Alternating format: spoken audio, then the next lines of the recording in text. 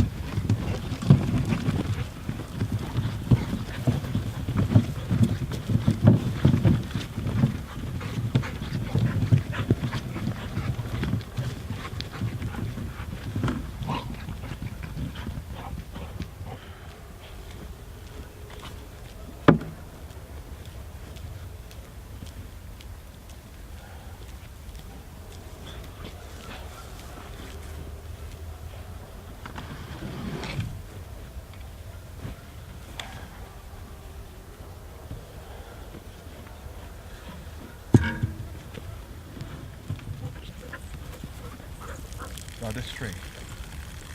Guard this tree, guys. Watch them.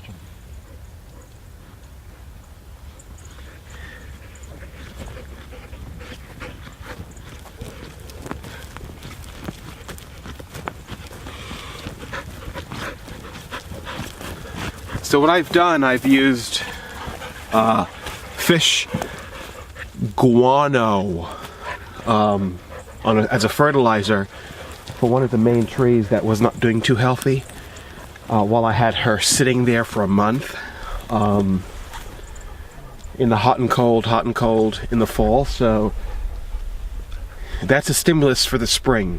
So I'm going to place them where I think strategically they'll do best, and which will provide all the beds, a glide path to the next tree and to the next as they're growing up. Also for squirrels, it's a very healthy distance for squirrels to go to the next tree to get away from predators and prey. But this is a very vibrant area because there's a water source there. They need this water source because it's so hot here in the summer months. So to provide that, and also to provide shade in the later years, as this area develops, it'll provide shade for a lot of this whole region here, this pasture. So this pasture will be a little bit more greener, per se, in the winter months. Also, I'm planting 2,000 trees next fall. I've made that determination. I already placed my order. It's already in. So I wanted it for spring, but after researching this altitude, after being here for 5 years, going on 6, it's best that I think that in the fall, like the season that we're in right now, is the best time to plant them. We're going into the winter months, but still we're in the fall. We have 3 more weeks from where we are, or 2 more weeks from where we are before winter hits, the first day of winter, December 21st. So anyway, so that's the deal, and let's get started. Okay, guys, gals, what we're going to do now, we're going to dig a hole larger than this pail. I'm not going to go into the inches. I'm not going to go into the meters. We're just going to dig a hole. Hi, Sky. Yeah, we're just going to dig a hole larger than the root ball. The root ball sits right in the dead center of this pail. What I want to do is to put llama poop at the base and at the top when everything is all said and done. When she's all planted and she's all embedded in here, I want to be able to put llama droppings on the top of here as a substitute for fertilizer, for soil. So when the llama poopings deteriorate within time, it turns into natural soil, which is extremely, phenomenally biodegradable. The branches, that's fine. The roots will find their way. I planted them near this water source. So this is a natural water source. This is a spring that runs through my field. And they will have more than enough liquid as they develop to grow. I want them to be extremely elegant in this field, and I think they'll be just that. Okay, so let's go ahead and do that. And here you go. This is the preliminary circle.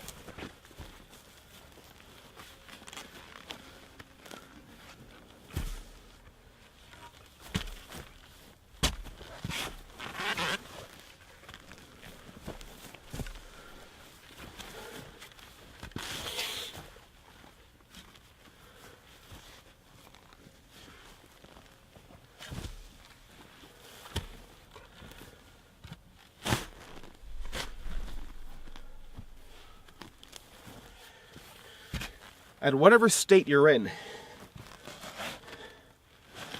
being in harmony with everything that you touch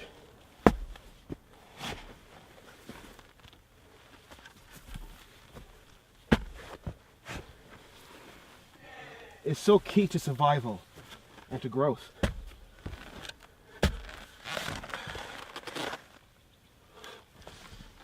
And it doesn't matter if you're living in a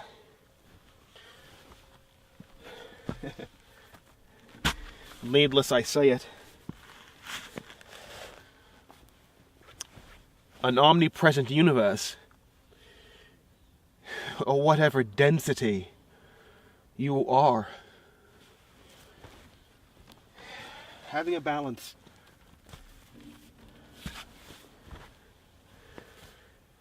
in life within nature is key to growth. Not within knowledge. We're not talking about knowledge and wisdom.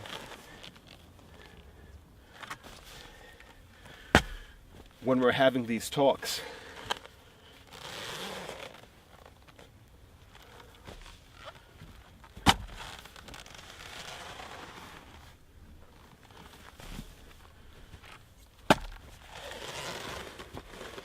We're talking about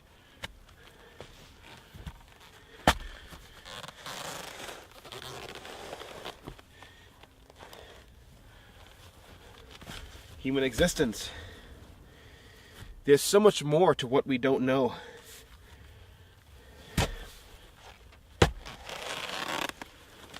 And I know for a fact that our teachings are all screwed up and wrong, most of it. But the answers are within nature. So, this is what it looks like.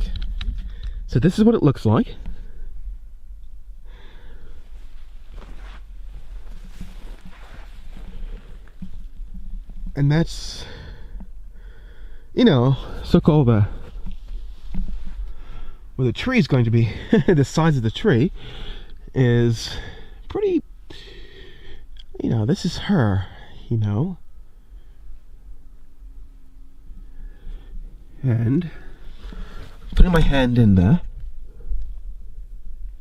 So my hand I'm pretty much at elbow. So I'm pretty much,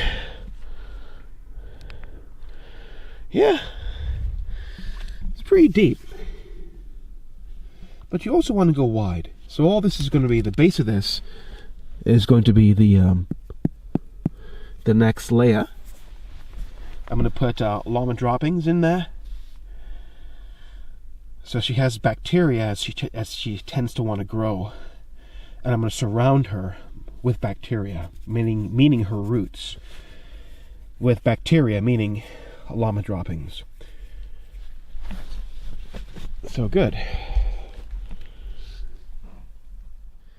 So as you all are aware,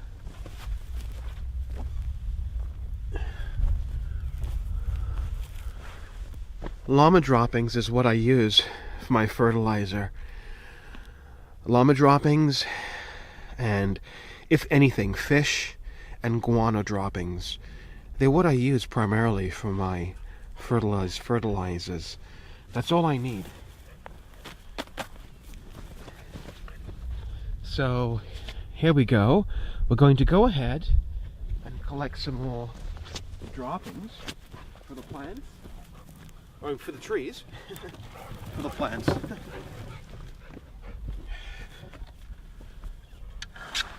This season I didn't do a harvest because I didn't plant anything this past summer. Too busy. At this elevation, we need so much water that I have to do a drip system. And so that's what we're going to do this next season. We got a crap load of crap. So, all fertilizer, by the way. So what I'm doing now is I'm mixing up all the poop from different llamas, different sheep, into one huge pile.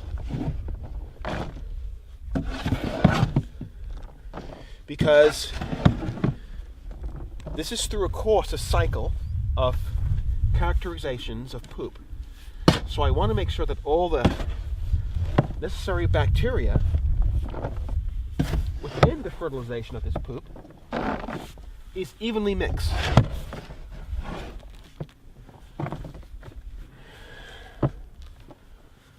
Okay, so here's the first layer.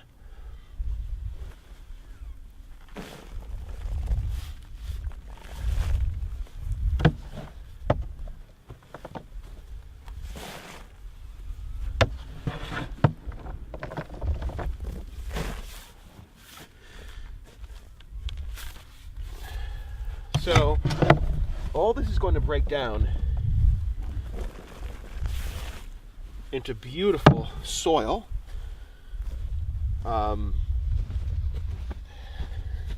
Eventually. So that's what it should look like. Again, it doesn't have to be this, doesn't have to look like this, but everyone gets the idea. I'm tilting the plant. Okay, I'm doing this my way. I'm sure that there are many people who say, "Oh my God, he's doing it the wrong way. How could he dare?"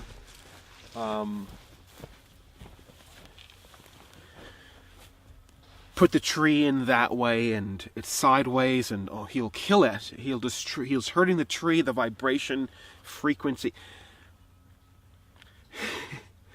It's a plant. It's a tree. Sorry. We're just shifting the plant base over to release all that soil, and then we're placing it back in. That's all we're doing. So we're not doing too much to destroy this plant or to hurt it. And if someone says that from this point of view to this point of view is going to hurt this tree in any way, I beg to differ. And let's leave it at that.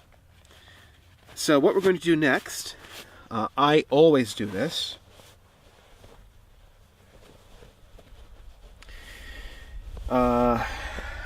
You see this plastic here? I cut it. Because what I'm going to do next is I'm going to make sure, usually it's a crisscross, figure of 4. You don't have to remove it. You can just cut it. In my case, I'm cutting it. See, I'm pulling everything. Everything is very loosey-goosey. This will eventually disintegrate. But you want the roots to have the ability to grow naturally, without any kind of impedance. So that's why I remove this. That's just topsoil, nothing fancy. So all this gets removed because this is very acidic, or most of it does.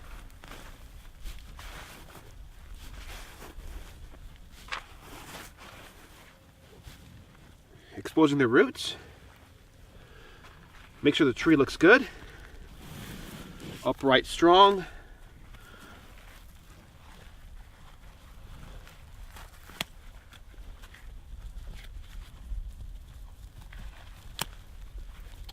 Again, cut it loose.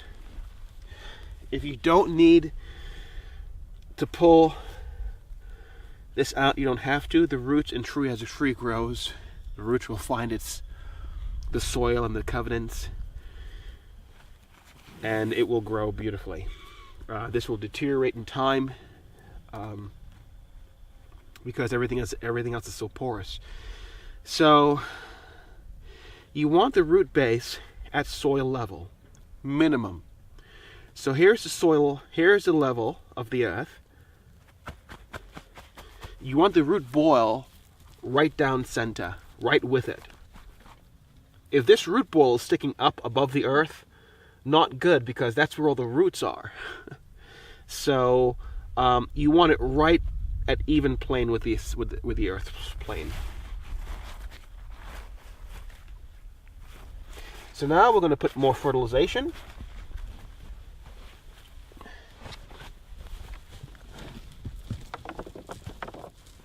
Right down, right in the center. Don't worry, all this is going to turn into soil. It's a natural soil. All this will turn into natural soil.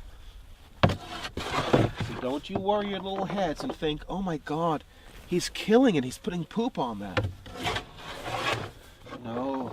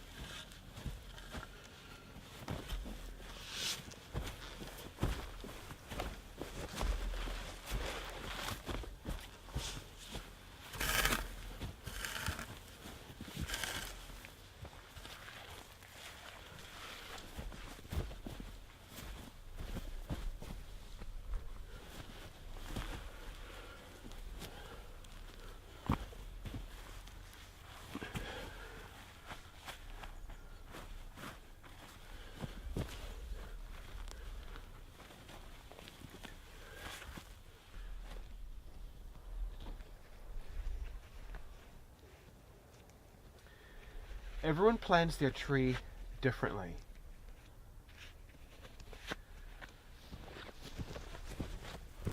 So, how I plant my trees is like I showed you in the video.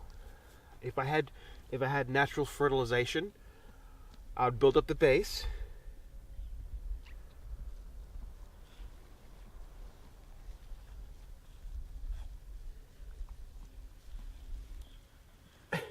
Plant my tree.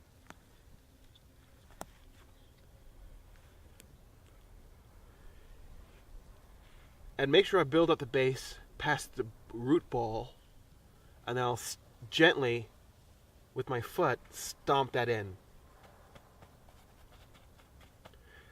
And I'll gently stomp it in all the way up to the surface of the earth. Then I would overlay that with natural earth from this region. This region meaning this is where the tree is going to be. This is the earth that where the tree is going to be planted in. I put the earth over it.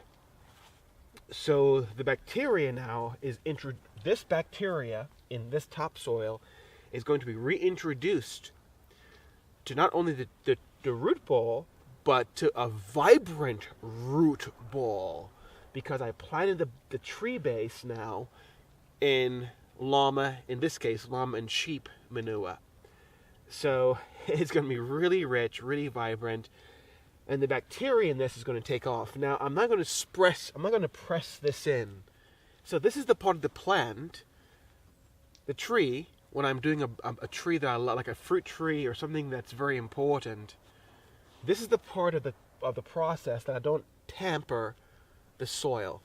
I let the soil soak in with earth during the fall seasons. Let the rain gently cascade down microscopically the soil into the earth at a rate that the soil will absorb the natural earth. I don't stomp this in. I don't. To me, the tree in the initial stages they're so happy because everything is not forced on them. The tree's growing the way it should. This is going to get like about a foot of snow in the coming winter months, or maybe more. So there's pressure there already. So this is where I like to let the root ball air out, so to speak, while it's being submerged in good gloriness of fertilizer. Okay, now here's a close-up.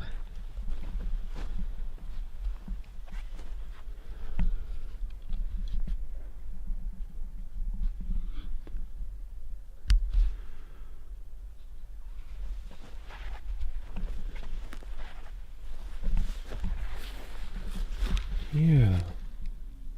And that's how things look right around the ball. A lot of air can get in there.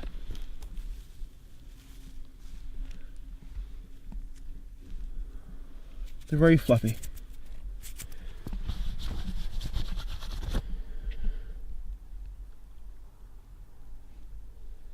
And there you have it. Gals, would you believe the temperature outside right now? It's 38 degrees.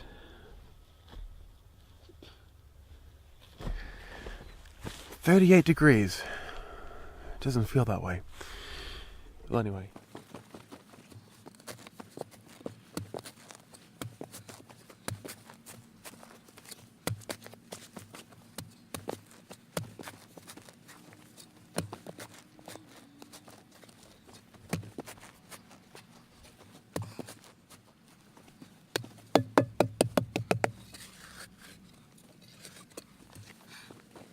Too deep. Okay, you're not looking for things extravagant. You're not looking for... You want to make sure that the root ball is pretty much covered. So, all this is going to be re-enhanced with llama poop, and the roots will find their way in years' time.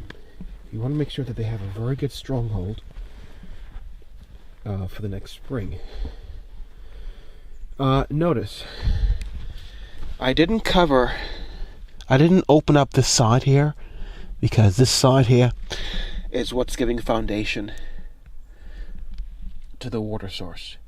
So rather than making a big circle around, I don't want any excess water coming in, spoiling it for the roots.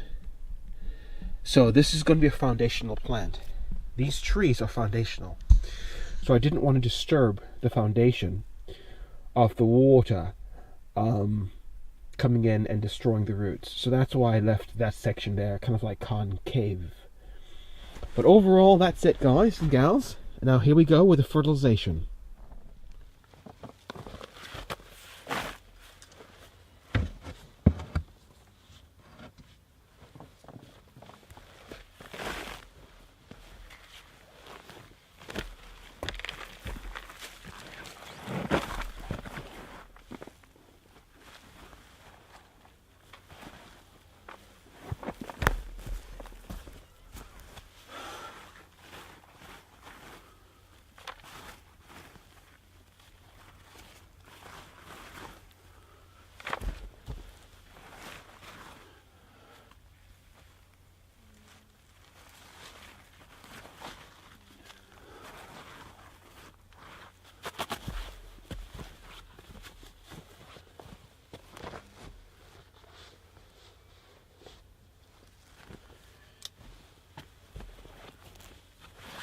Now, like before,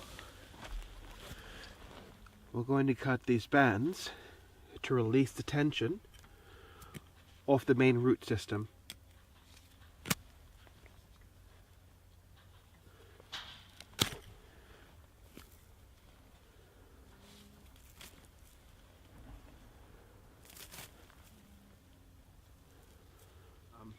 So here we go. Again, we're going to go ahead and top this with fertilizer. So,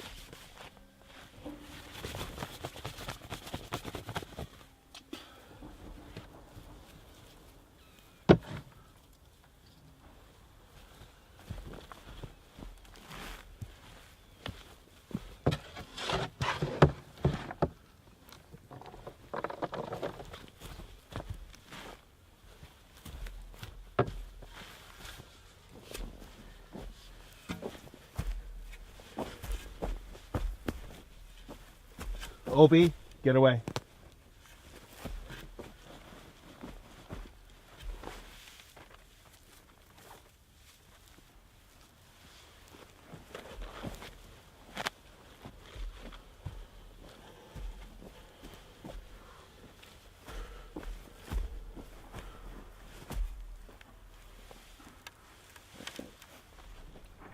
Here we are. As you see, I'm going to put 4 poles down so the llamas don't disrupt our beautiful project. I'll do that to the next plant all the way down there behind you. But remember, you want some good covenants so you don't have to really mess with this for the next few years. Few years meaning like 4 years. So you want to make sure that you have enough space so the tree would grow wide enough, tall enough, so when you reintroduce animals to this part of the pasture, there's no chance of this tree dying if they want to nibble at these branches. So that's the distance you want to plant this. I mean, you want to go ahead and set up these structures as far as the distance is concerned. You want to make sure you give ample space for the leaves to grow and to expand within the next 4 to 5 years. That's what I would recommend. And then you can remove this and the trees will be much more self-sufficient if you introduce wild animals or terrestrial mammals, farm animals to this property. Alright, so I planted the first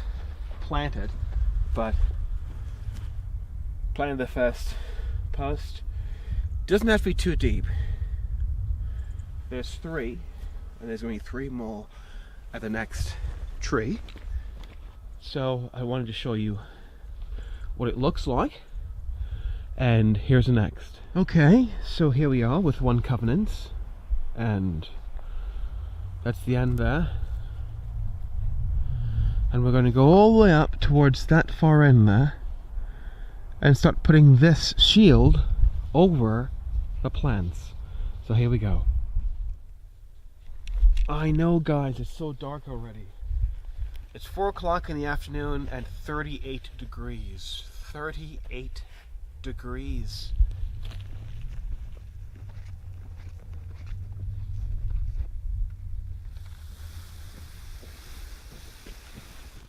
So, time just flies, I tell you. But don't let it fool you. Time is irrelevant. It's a state of mind. Isn't that right, Sky?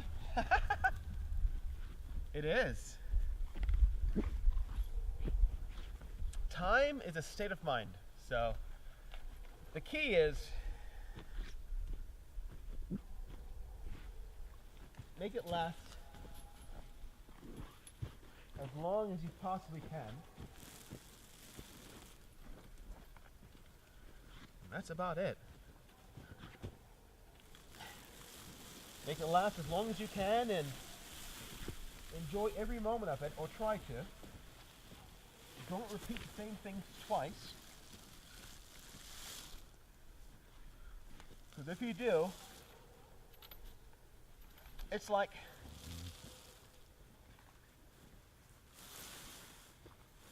repeating life over again, which that sucks. So, that's my take.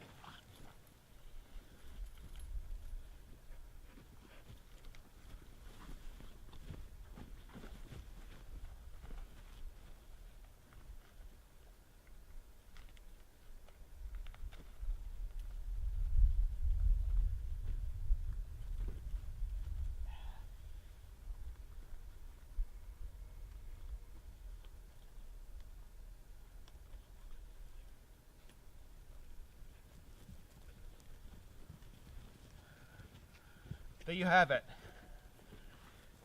Very fast, very quick, very simple.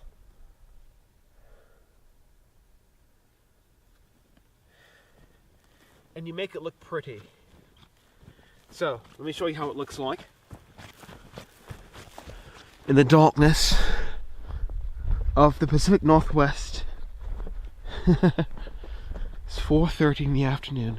And that's what it looks like. Nothing fancy. Don't be scientific. Put the darn plant in there. Put something around it. It'll keep the animals away. And there you have it. Alright, folks, take care of yourselves. Have a wonderful season. And remember, as always, hold on. Oh my goodness, Grievous.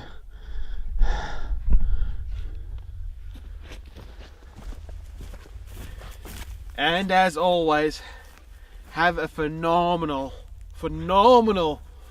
Christmas time. New Year's, whatever religion you practice, remember, please have a beautiful New Year. And remember, regardless of the religion, please love each other conditionally and unconditionally. Conditionally means condition under one terms, it must be unconditionally. That is it. Alright, folks and fans, take care of yourselves. I'll see you next time. I'm exhausted. I got one more to do. Alright. Take care, gang. Bye. Peace.